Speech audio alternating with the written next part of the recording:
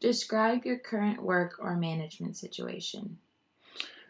Right now, I'm an entrepreneur. I look for businesses to invest in. I have a certain skill set. I grew up 30 years doing a certain thing, and I like to look for companies to invest in that I can be a part of. There's a lot of bad ideas out there, so I look at a lot of bad ideas and say no to them. I'm looking for a few good ideas that we can invest in or develop or help grow. And the most important thing is to find people that have got a good idea, invest in that company, and lend your expertise to it to help it grow. Essentially, creating a situation like I had before. What motivates you during your job?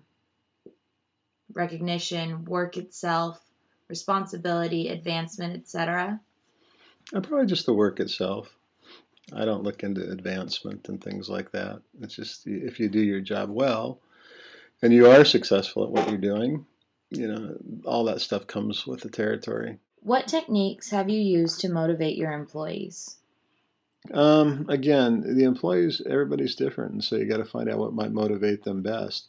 But we've done things, and I've done things like parties, trips, cash rewards, those kinds of things, all for certain goals that they've achieved. But it's very important that they become involved in setting the goals themselves. Okay, you might tweak it a little bit, but it has to be achievable. The goals have to be achievable. I find, frankly, that bonuses really, you can do all the things in the world, but bonuses generally are the best thing to motivate people. Have you found that people from the baby boomer or digital era are easier to motivate? Why? Um, well, yeah, I think so because they're new. They're more like putty. This is all new to them. They're So the in digital life. era is Yeah, more. yeah. They're just more. They're more pliable. It's a little more fun to work with actually the younger generation because they are unique. They are changing. They're embracing all of that kind of stuff. When dealing with a younger or older generation as a manager or in a job setting, how has the generation gaps caused stress, if any? I never really thought about it that way, but I think that the younger generation does cause stress in the sense that they tend to work at a little bit higher energy level. They tend to want to make changes to some situation that they might have come into. The elder generation is tend to be more set in their ways. They've been doing things for a certain period of time, for a certain length of time, a certain way. Nobody's going to tell them how to change. What does the younger group really know? That kind of thing.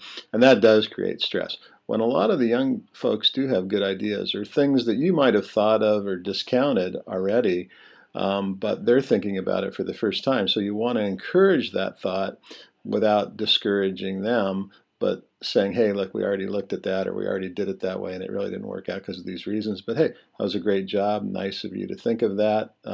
Let's think of other ways we might make a change. Do you feel you are a type A or type B personality? I'm definitely a type B personality. There's no question about that. Has your personality type caused new stressors with regards to a younger or older generation? Um, I don't think it's caused any stressors for a younger or older generation. What you have, though, is certain type A personalities who need constant feedback from you. And those may tend to be younger folks that you don't, because you're a type B personality, you tend to let them do their own thing and not look over their shoulder all the time. So there are certain employees that you have that may, and they tend to be younger, who need a lot of constant guidance that a type B personality doesn't generally give them. Does your choice of decision making and confrontation technique vary depending on the age of the individual? I can honestly say that it really doesn't. As a general rule, though, I find that elderly people or people, you know, 30 and on up tend to be a little more mature, tend to be a little more set in their ways, though. So, like there are its pros and its cons. That doesn't necessarily mean there's not an exception to those rules. Which stages in group and team development do you find most effective?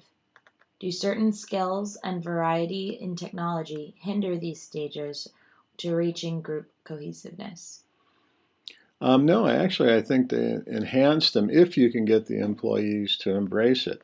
Now, you talked earlier previously about age making a difference. Well, I find that elderly people, when I say elderly people, people that are again, 40, 50 years old, tend not to embrace technology quite as much as the younger generation does. The younger generation is, they are really engrossed in technology and they know the latest and greatest of everything. And I can actually learn from them.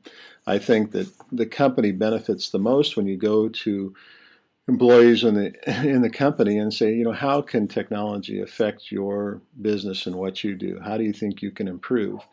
Now, using technology. Now, what happens there in those situations, though, is somebody may be set in their ways and they may not be willing to incorporate or may just not know about some of the stuff that's available. And that's why you need younger people or people who have embraced technology as part of those teams to help get people to see what technology can do for them and how can it improve those jobs and bring efficiencies to their jobs.